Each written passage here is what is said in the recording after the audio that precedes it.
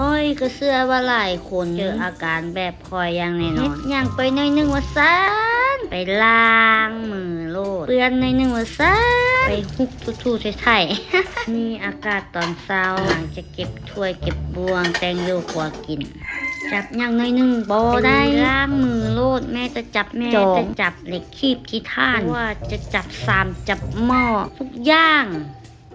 ยังใดก็พึ่งน้ำย่างเดียวทุกคนมันเป็นประเพณีลาวของเขาแท้แบบว่าภัยบ่ว่าภัยเนาะใครที่เจออาการแบบนี้หรือว่าเป็นแบบนี้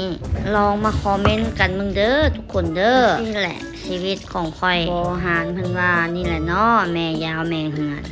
ต้องได้เฮ็ดทุกอย่างกันเฮาเฮ็ดหยังบ่ล้าง โอ้ยเดี๋ยวคนอื่นมาเห็นโอ้